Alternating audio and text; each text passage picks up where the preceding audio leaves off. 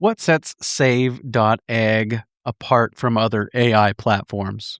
It's not unlike social media. They're companies, and their first job is engagement. And engagement's actually subordinate to accuracy. And that's dangerous. And the second thing is that they present information as if it's their own. I really focused hard on both of those issues. And what are the opportunities for young people looking to get into agriculture? One of the things that really, really excites me about this is that there's a real connection between improving soil and improving value. If you want to come into this as a young person that's trying to enter this field, maybe the amount of capital you think you require isn't as great as you think it is, because you can buy degraded land. If you can muster up the financing, you can buy degraded land. And the very act of following these practices means that land's improving, and that its capacity to generate a profit is improving. All that and more on this episode 515 of the Working Cows podcast, brought to you by the South Dakota Grassland Coalition, Sunshine Bible Academy, and Kip Fladland. Welcome to the podcast that gives producers a platform to discuss and share paradigm-challenging practices. Practices that have increased the effectiveness of their operation and the joy that their families have received from this lifestyle.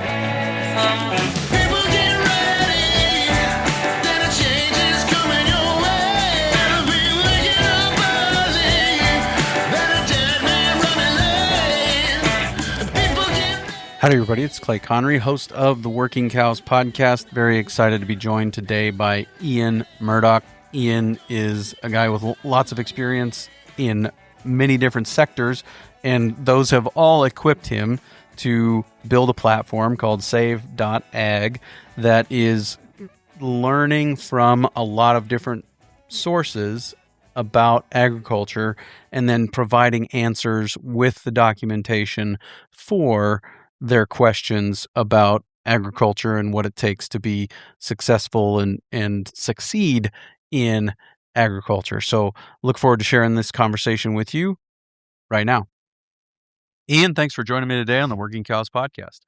Well, thank you for having me. I'm actually looking forward to talking to you.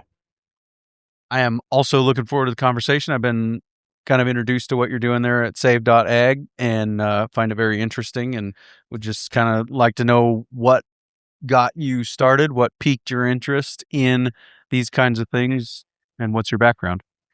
So about 5 years ago, my son-in-law sent me a YouTube video by the guy that does the Roots So Deep series, Peter Vick.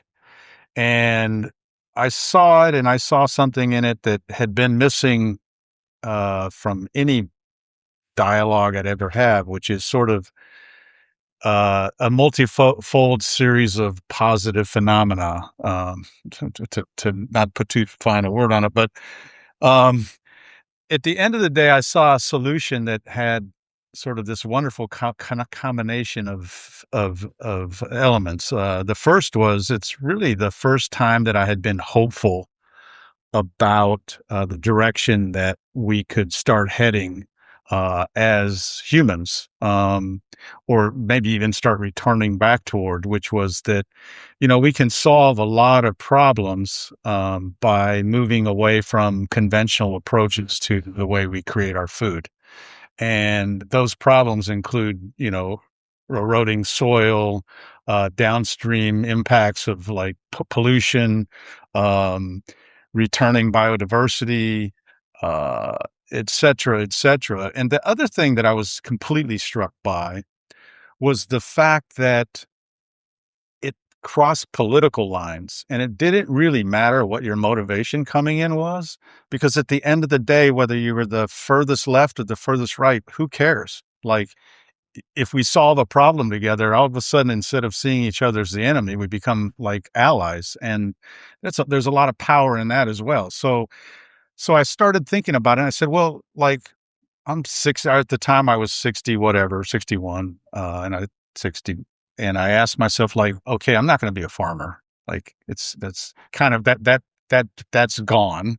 But what if this is as a potent a solution as I think it is? Like, where can I fit? And I played with that for a couple of years, and I'd been out of technology for more than a decade, and uh, I I did a lot of construction during that time, but I sort of always had technology in my roots.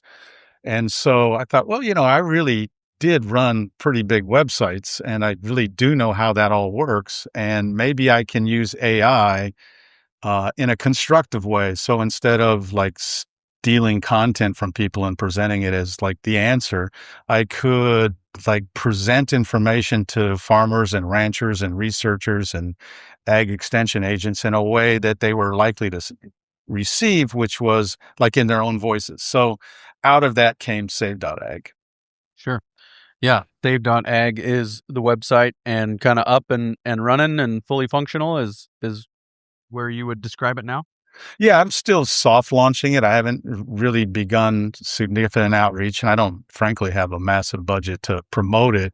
But what I am trying to do is start the outreach to people like you. And actually, you were the first, and without trying to flatter you unnecessarily on your own show, the reason I reached out to you is because like I was amazed that one guy would end up appearing so frequently in the content itself.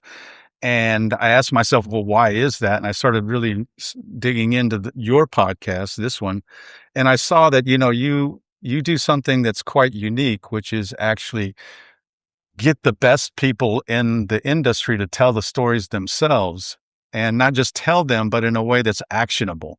And I think there's an art to that, and it's really what I tried to capture in the website. And so, like, to me, there was this this was the obvious first place to connect, because not only did you like get these people to tell their stories and in a way that could benefit other farmers and ranchers, but you did it with the best of the group.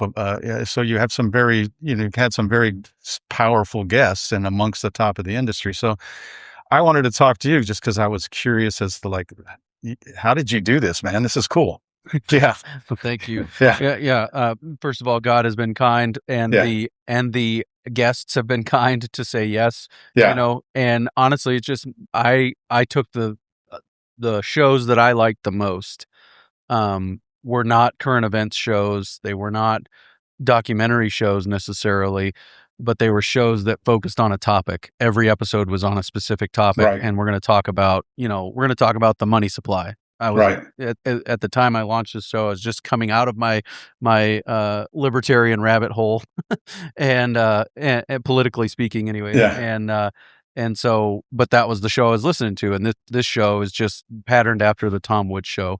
Right. Ever heard of it? Listened to it? I don't know, but that's what I patterned it after. And that's what he does. It just talks to a guest about a topic that they are an expert or at least well versed in, and that's kind of what I've sought to do, is focus on topics, and sometimes guests drive the deal there, but the topic is always what I'm trying to focus on. And I think that's kind of similar to what you're doing with Save.Ag, is you're giving people a place where they can go and ask a question and then get a response from research, from podcasts, from blogs, and here are some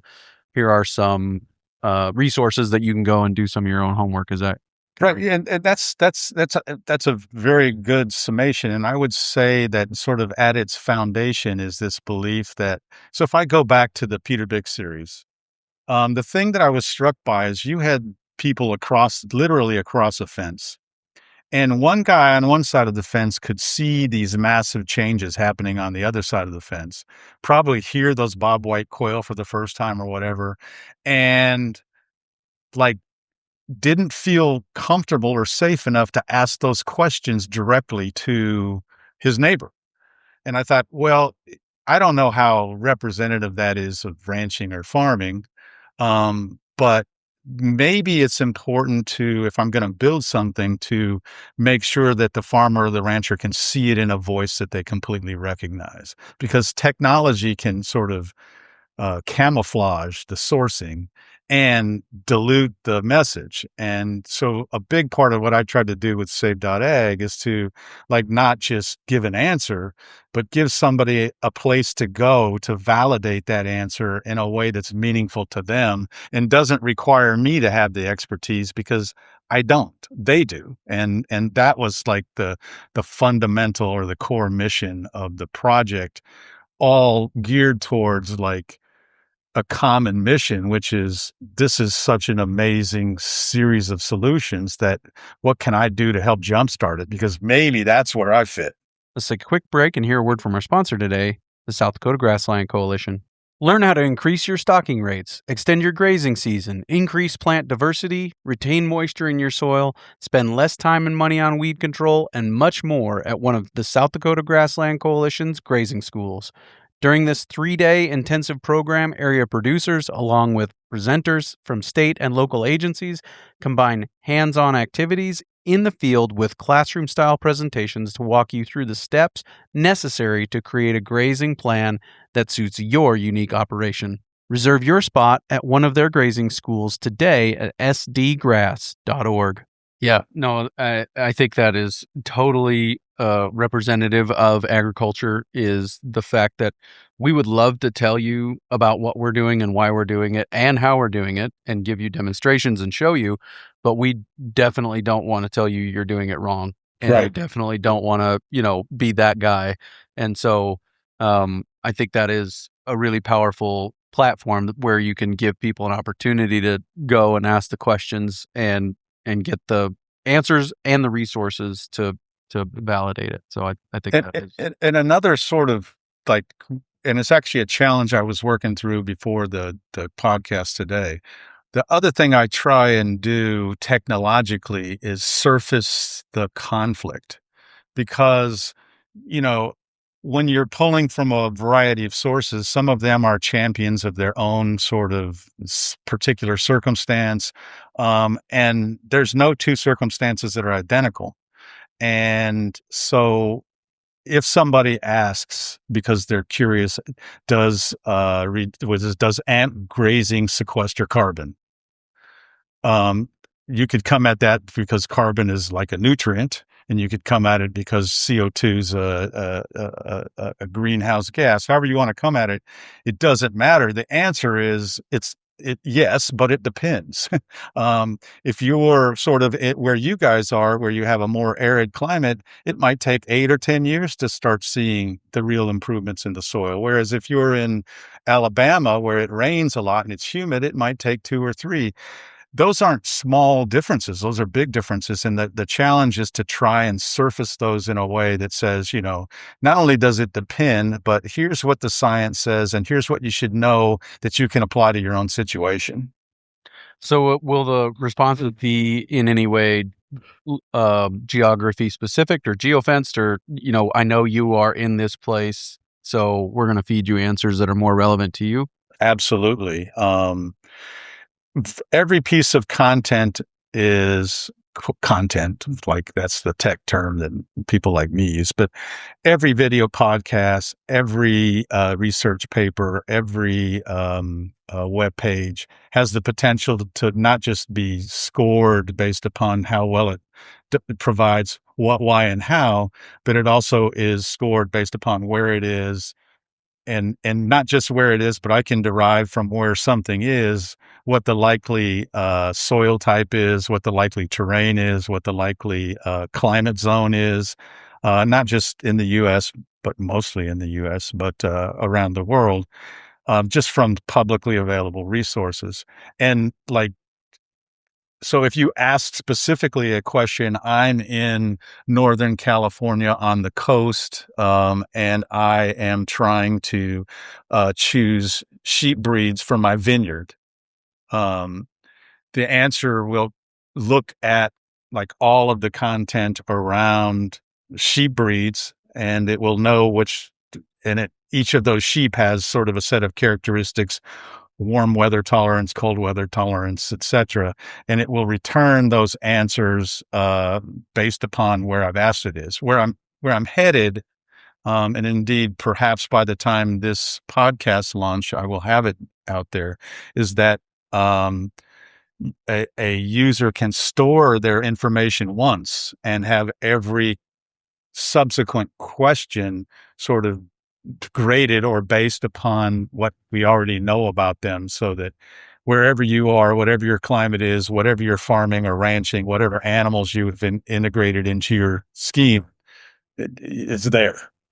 Let's take a quick break and hear a word from our sponsor today, Sunshine Bible Academy. I started at Sunshine Bible Academy as a freshman in 1984. My older brother and sister were already attending SBA, so I believe that the choice for me to attend had already been made by my parents. As a freshman, my English teacher, Mrs. Motter, read a chapter of Proverbs every morning for our homeroom. In freshman Bible class, we memorized Isaiah 53. I had been taught the Bible at home and at church, yet I believe I received a Bible education at SBA. A biblical worldview and lifelong friends were made at SBA certainly shaped future life decisions and contributed to our decision to send our 2 sons to SBA for high school. If you want to learn more, you can check out sunshinebible.org. Yeah, that'll be very helpful for sure. Yeah, and I've tested it out. I played around a little bit with the site, and I even went in and basically fed it questions or my show titles in the form of questions, my episode titles in the form of questions, just to see what else it would bring out. And it did pull other resources, other podcasts, other journal articles and academic research papers and stuff like that. So I was surprised and impressed and appreciated how thorough it was. So well done, I guess that's what I'd say. Well, and thank you. And the challenge is like not creating the toothpaste aisle or the Oreo cookie aisle. Yeah. Like, my goodness. So on the one hand, you want to, and that's really what I'm trying to do, is actually pare down the responses to a degree now, so that I'm filtering out some of the stuff that's tangential but not essential. And those are the improvements I'm trying to make during this soft launch phase, based upon feedback from you and others, that everything's a constant state of improvement, as you know, and Yeah, go back and listen to the early episodes of the Working Cows podcast. Yeah, no doubt. Ranchingpodcast.com. Go back to episode 1 through, 450. Yeah, and I remember listening to one of your podcasts that you had clearly spoken to the guy from like the UK before, and you used completely the wrong terminology for the UK, but you had come back and clearly corrected it in the second sequence. So yeah. Yeah, they're not ranches. Yes. No, I can't remember what they called, but they're not ranches. Farms. Yeah. Yep. Okay. Gotcha.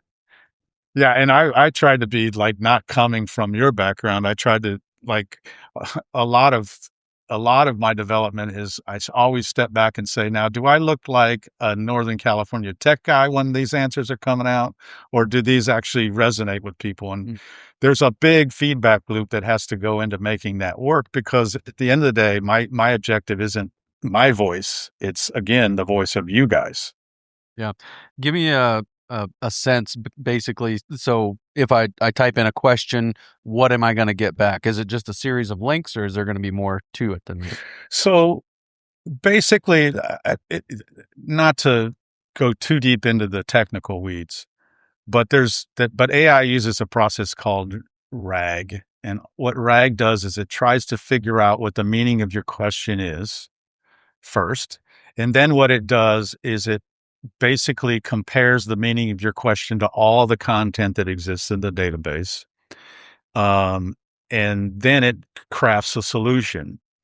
And the difference, and a really significant difference actually, is that the way typical AI has 2 key faults. One is, and it's not unlike social media. They're companies, and their first job is engagement. And engagement's actually subordinate to accuracy. And that's dangerous. And the second thing is that they present information as if it's their own. And so I really focused hard on both of those issues, not completely like because I'm a nice guy, but because it makes sense from the standpoint of what I'm trying to accomplish. The first one is no. If we're answering questions that are going to put food on people's tables, we owe it to the people that are asking the question to be as accurate as we can. So that's like at the foundational level, that is everything else is subordinate to that. And then the next part of it is, and the people that I'm asking to tell the stories deserve the right to tell the stories. It's not my story, it's their story.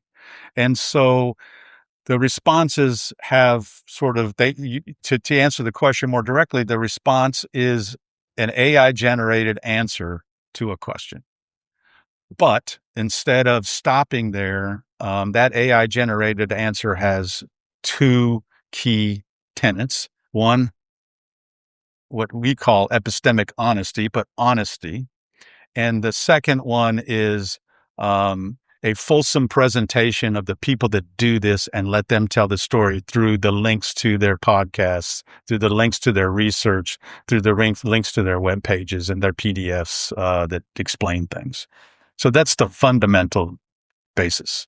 Right. And epistemic honesty is how we came to the conclusion, how we know what we know. Is that right? Well, so I have actually built in to my back end something that people don't see, 39 different sort of topic areas that have at their root some contention. So back to that earlier conversation about how much carbon is sequestered in the soil. So, and that 39 wasn't random, like it was a byproduct of our, hundreds of thousands of content pieces that I've captured. And so every question gets filtered through it to the extent that it's relevant, filtered through one or more of those things. And actually what I was working very much on this morning is I discovered that there's actually, it's actually more complex than that. And I'm sorry to go so into the weeds, but that's kind of what I do. What this show does too. Yeah. I know, that's why you're good. But so what I was finding is that because the results are returned based upon a score related to the question, that even though we're subjecting things to that level of honesty, it may be that the things that scored the highest tilted one way or the other. So they said, 1 to 3 years on soil or 8 to 10. And so if I was looking exclusively at the scores, even though the answer itself would be clear that there's contention here and it depends, all of the examples could be on one side or the other. So like, I thought, oh, that's not good, because now I'm telling them in this text here that the answer's variable, but the things that I'm surfacing are only on one side of the equation, just because of the way the scoring process for that specific scenario played out. And so now I have to figure out a way to balance that. So even if like something scores higher than something else, I have to float that something else somewhere into the response so that I am presenting as accurate a picture as I can. Yeah. So it's complicated. Yeah. Well, I appreciate that. That helps, and it makes the tool more useful and more, honest, I guess, like you said. Yeah. And it's the difference. Like, it's my secret sauce. Like a good AI programmer could in a weekend create an answer that looks very targeted to the audience. But what can't be done in a weekend is sourcing the right kind of content and then enforcing a level of intellectual and honesty rigor that took months and years or nearly a year to create. So let's take a quick break and hear a word from our sponsor today, Kip Fladland. Do you want to transform your relationship with your horse from one of contention to one of partnership? A Kip Fladland clinic is a great place to start. They take place throughout the summer and early fall across the country. You can learn colt starting, the fundamentals of groundwork, horsemanship, cow work, and ranch roping, among other invaluable skills. If you're interested in taking the next step in the relationship with your horse, head on over to kfhorses.com to find a clinic near you. Yeah, I'd like to maybe pivot a little bit and talk about how it actually works. Like everybody and their dog has their own AI now, it seems like. Yeah. Grok, Perplexity, and Right. call the roll. Right, everybody has one. Sure. Gemini. Yes. Yeah. Do you use one of them? I use a couple of things. To develop the site, I use Claude Code, which is Anthropic. And,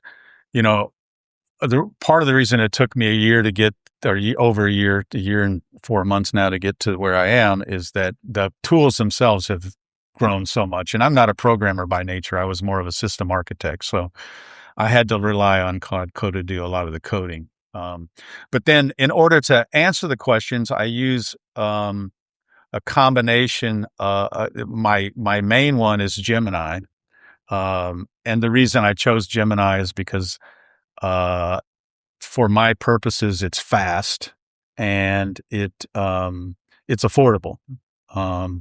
So like it takes a different level of intelligence to like answer really, really complicated, substantial questions that are 4 or 5 paragraphs in nature than it does to answer a RAG query or a AI query. So I can use a less expensive version of Gemini to synthesize and the answers. But so in answer to the question, on the back end side, it's Claude Code and Python scripts and Postgres databases. On the front end side, that the part that's seen, basically Gemini is gathering is analyzing what the query actually means and then applying a structure to that to come up with an answer and then synthesizing all of the content in that response.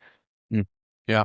And what is kind of the things you've talked a lot about, the improvements you're making and continuing to tweak and all those things? What are some of the things that are kind of on the whiteboard of future goals and aspirations?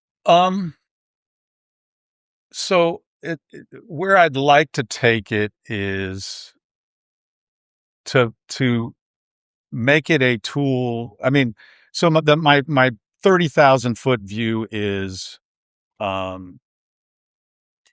want it to be so good that there's a reason that someone doesn't go to ChatGPT or Claude or Gemini to get an answer, because that answer is not as good as the answer we create.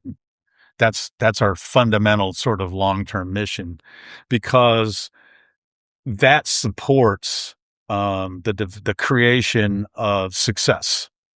And it's really ultimately about the success of farmers, ranchers, aspirants, like a young person that comes and says, look, I don't have the money to buy a farm, but I see this as a way to future-proof myself against AI and to like make a difference, because I think this can make a difference.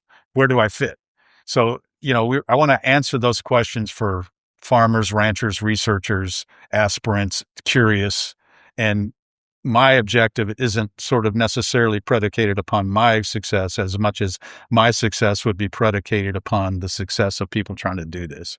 So that's sort of the mission.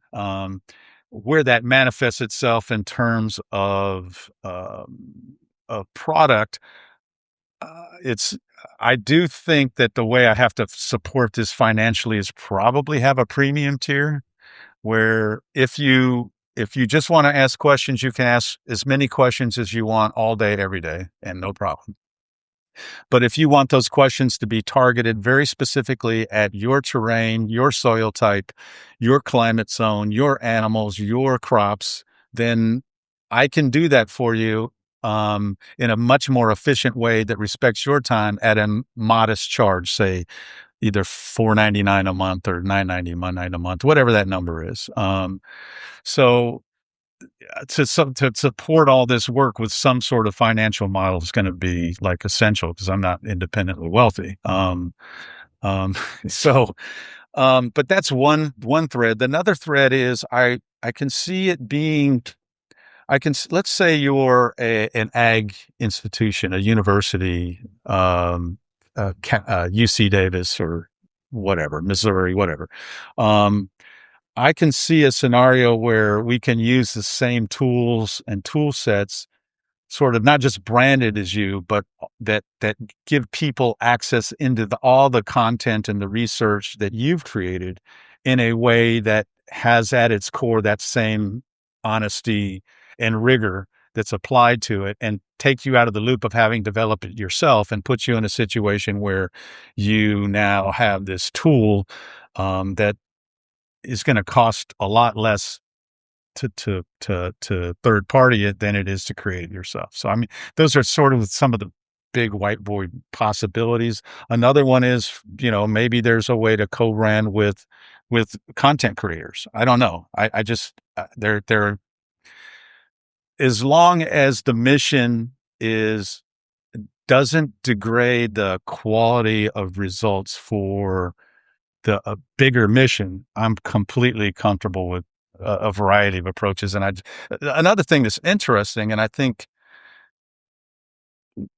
I want to sort of not become a social media site in any way, but I think there's this disconnect between the need for people that are interested in this and the farmers that are in a position to hire or train or in some way use the people that are going to be excited about this, because this is hockey sticking.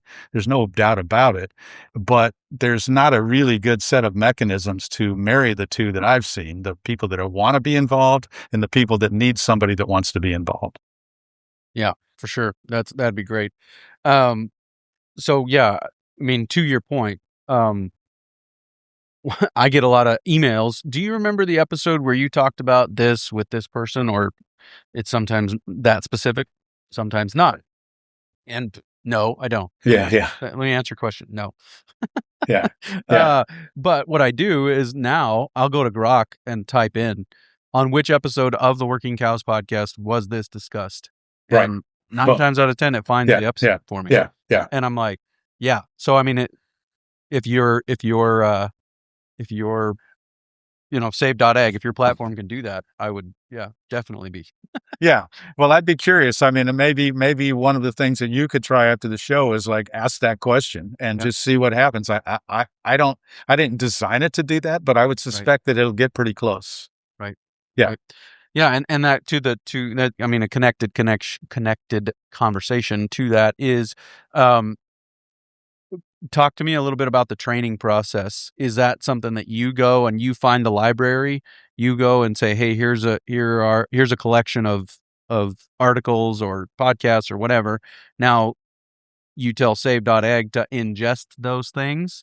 Exactly. Or, okay. Is that well, so I have basically a list of YouTube activity, and I had to start somewhere. Like I did it with YouTube because I could access it. Where I basically pulled out transcripts. And I started by going to probably at the time ChatGPT and said, look, here are some podcasts that I found very valuable. List for me another 50. And that's how I started. But over time, you begin to cull and improve, and one thing points to another, and when you start creating these connections. So I have a curated list of sites that I pull from. It's a bit challenging because, a lot of people will pull that data and present it as their own, which is clearly unethical. What I've tried to do is sort of walk a fine line, which is to say, well, the ultimate objective here is to support these folks, not to present their content as my own. And so it's a little bit different phenomena. It's not unlike Google search, particularly in its early days, where, at the end of the day, it was about driving traffic to the people and doing it in a way that serves the needs of the person doing the search and the person that has the content. So that's sort of the approach. And I have a similar list of curated websites and a similar list of research sources. And every day there's a scheme that goes through and pulls from all of those. Okay. Sorry. That's Serve all right. the needs. And I think you finished that. Answer correct. Yep. Yeah. So very good.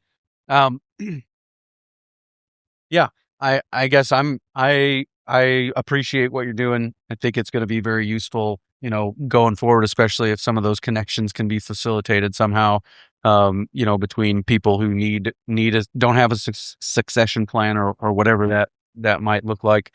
That's useful, but obviously it's useful now. And I just think I want to let you know I appreciate what you're doing, and look forward to seeing the platform grow over time.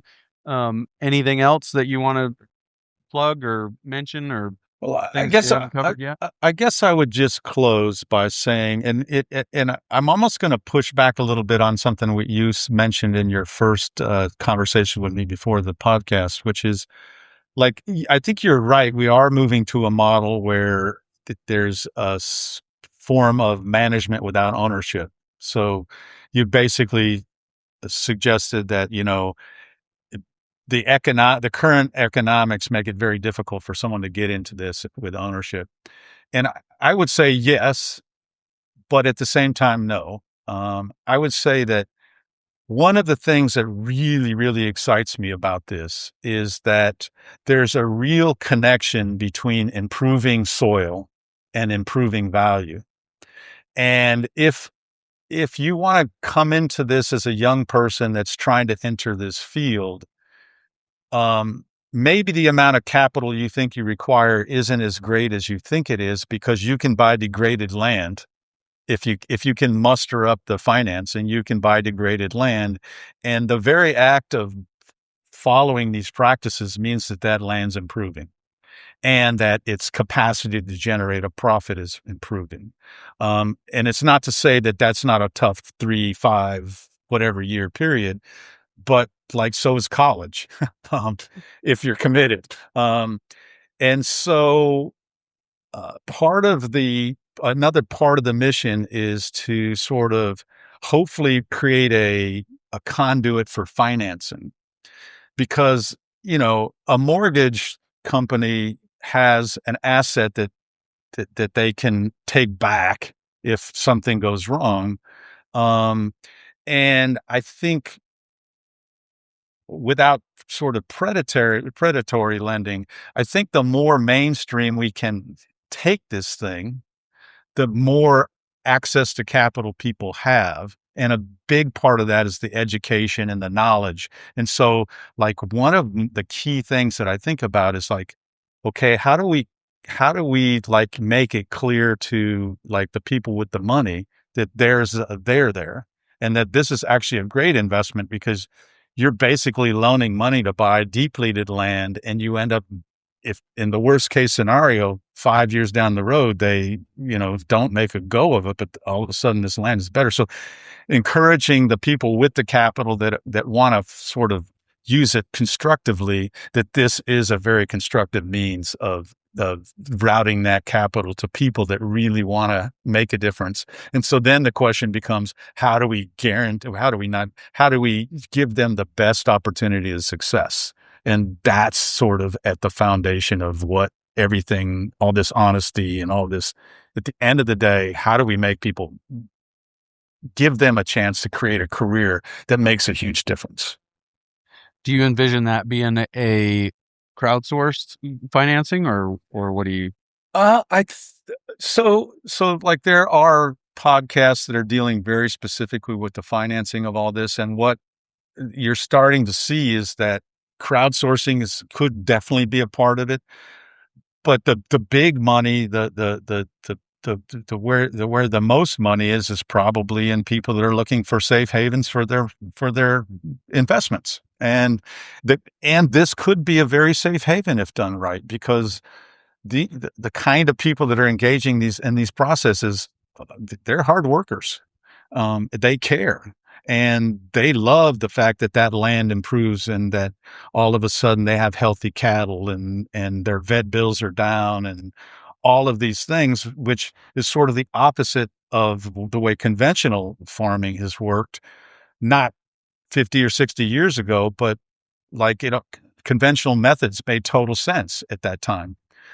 But, with topsoil blowing away at amazing rates, and increasing droughts and those sorts of issues, it doesn't make as much sense anymore. And this does, but a lot of the financial thinking is, oh, farming's failing. Well, that method of farming just isn't working the way it once did, but this new method does work, and it's much safer.